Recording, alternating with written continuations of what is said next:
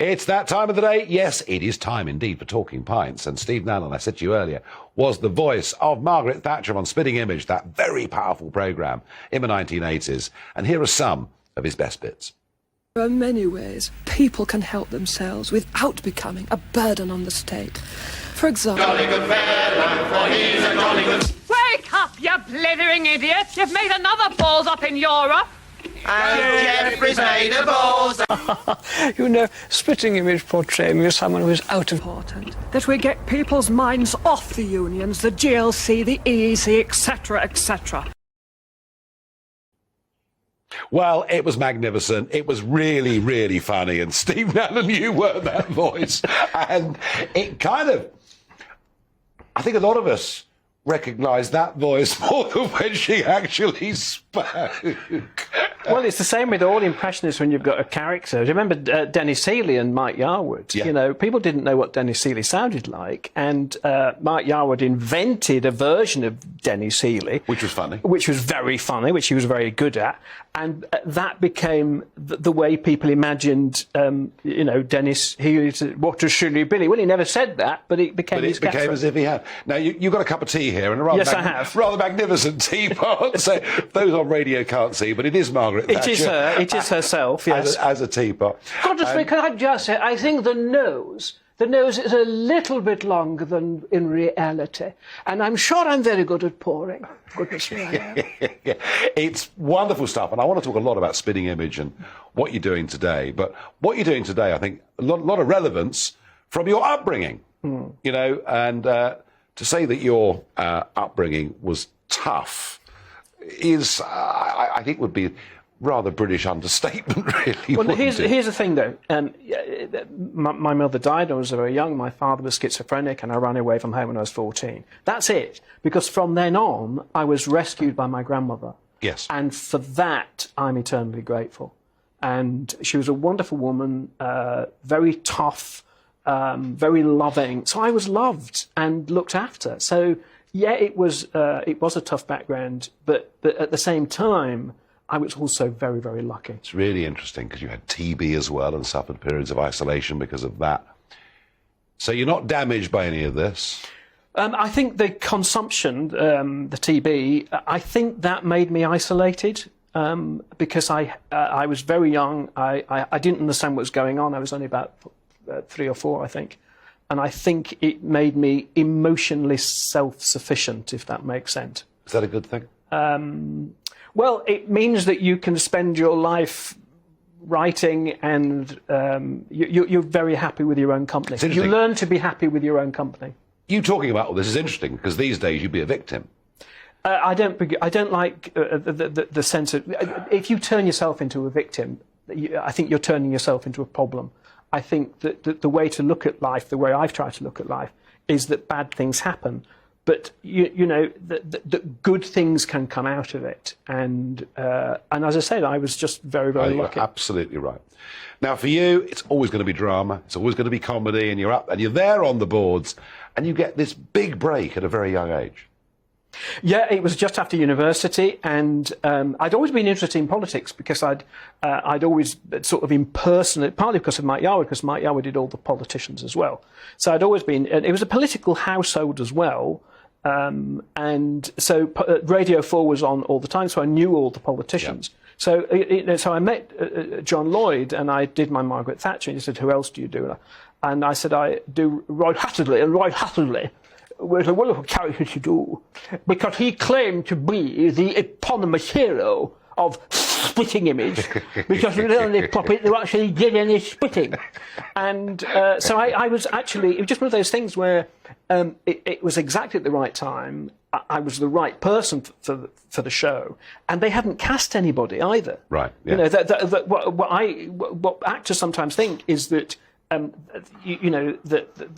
they've sorted out the casting. Well, often the producers are desperate for people. Now, everything to fit it, the stars were somehow... And suddenly you're in, and the thing just takes off like a rocket, doesn't it? It does. Well, it takes a year or so. The initial viewing figures were a bit low. But then what happened was the pictures of the characters started appearing in the newspapers instead of the characters. So on budget day... That's what I say. I remember your voice more than I do. Well, that's the other thing. Yeah. You remember, and I did another one I did on Spitting Image was Robert Roncy, and the real Robert Roncy spoke very slowly and precisely. And John Lyon, our producer, he said, Steve, this is useless. It's too slow. You've got to speed it up. He gave me the best note I've ever had from a director. He said, do it as a 7-year-old boy. So I took that voice and speeded it up and made it much younger. And everybody in the Church of England, we're not actually far from it. No, we're not. Lambeth Palace. They all impersonated my impersonation of Robert Roncy. No, you did, because, I mean, obviously you had a great gift for it, and the programme was amazing. But what fascinates me is this. So much political satire these days is left-wing. It's seen to be left-wing, and in fact, many of its exponents quite proudly say they are left-wing, and that leads to a lot of criticism. Yet Spitting Image, to my knowledge, in a decade when the Thatcher government attacked the BBC and these things come back again and again, at no point did Spitting Image ever get accused of political bias. How did it manage that? Well, the simple answer to that is that we didn't really talk politics. None of the voice artists were massively interested in politics, either the puppeteers. The people who were interested in politics were Roger Law and Peter Flock. And they hated politicians. They didn't care which party they came from. They just hated politicians. John Lyon, our producer, he hated the word satire. He said, I don't think it's right, satire, because I think satire needs to have a moral viewpoint. It has to have a perspective. And in a way, you're right, because Spitting Image never showed its moral viewpoint. And John Lloyd used to say, it's not satire, it's basically to the rich and famous on a Sunday night before you have to get up on a Monday morning and go to work. And I think that's what it was. And also on Spitting Image, we had little characters like Alan Bennett, and Alan Bennett used to, with Little Thora Hurd, it used to leaven, as it were, the heavy political stuff. And there was a lightness and a silliness. That's what I always liked about Spitting Image, that it could be so silly. Yeah. And of course, it also came from a great tradition of Punch and Judy and King Lear and the All Licensed Fool. It was as if this particular slot on Sunday night, which also had the New Statesman, it was almost as if to say, ITV was saying, you've got this half hour, we can laugh at politicians. Enjoy yourself. We only give you this half hour. Yeah, and New Statesman too was terrific. And the New Statesman. Which I loved. Now, of course, my political career came after Spitting Image, but I know that you'd have had great fun with me, and I wouldn't have minded one little bit, because the cartoonists certainly had some fun. But think back 20, 30, 40 years. You mentioned Mike Yarwood earlier on, who was kind of the king of this, or sort of modern inventor of this. But you go back to Rory Bremner and all the other people that you work with. I mean, impressions were big on telly. Now we've got Dead Ringers on Radio 4, which I love. I think they're terrific. But what's happened to impressions? Well, it's what do you do with the impression? Is it the politicians are too boring now to bother with? No, it's not. It's not at all. There's very interesting politicians. It's what do you do with the impression? And I've stopped because you get to... Mike Yarwood told me this. He said, look, when you're 25 and you're impersonating somebody who's 50, that's funny. When you're 50 and impersonating somebody 25... that's not so funny. So impressionists get to an age when they essentially have to stop doing it. So I still do a few, but I don't do that many. But Spitting Image was pretty much the sort of zenith of it, really, precisely because we were doing interesting things with the characters. No, I mean, you really were. Now, you've done a fantastic job. You've changed careers. I have. There is a change of tack. Clearly, age has made you decide not to be an impressionist after following Mike Yarwood's advice. And you've now become an author. And here it is, folks. It is The Time That Never Was by Steve Nallon, you see. And, interestingly, it's about a young lad in the north of England who goes to live with his granny and sleeps in the attic. And, of course, so many great books over the years are based on something to do with life experience. I think if you put a bit of your own truth in a book, people will recognise it as a truth. Not the truth, because there are many truths. Everybody has their own truth. And my unique perspective on life, growing up in the 1970s with David Bowie and all the rest of it, I was being brought up by a woman who was born before the Titanic sank. And that gave me a perspective on life. And she lived through 2 world wars. I say she was the toughest woman I ever met. My teacher was terrified of her.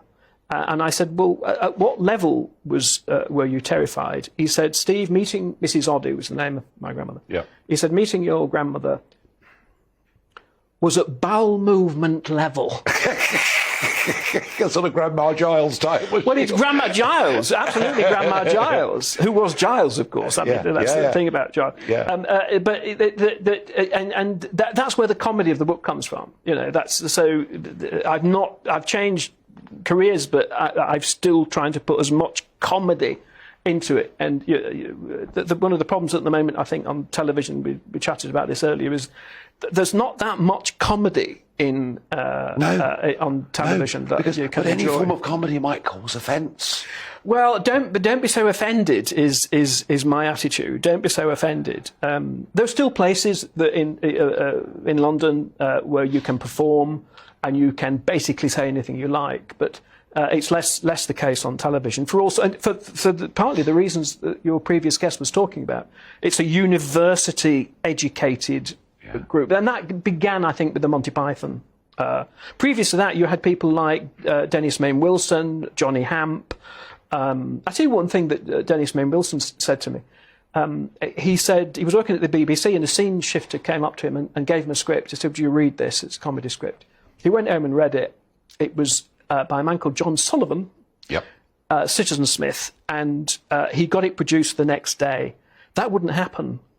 That just wouldn't happen. And today. they take risks and they go with it. But he just But you see, Dennis Main Wilson recognised. He was. He produced the Goons. Yeah. He was involved in Steptoe. He worked with them. He knew what comedy was. He understood it. We need more comedy, more fun, more impressions, more to the world. Absolutely more fun, more silliness, more fun and silliness. More cartoons. And lots of people being absolutely offended by virtually everything. And we tell them, go to hell, don't worry about it. And I have to say, Steve, what a pleasure to have you on Talking Pints, and great luck. Thank you. With your new career. Great to have you. Thank you.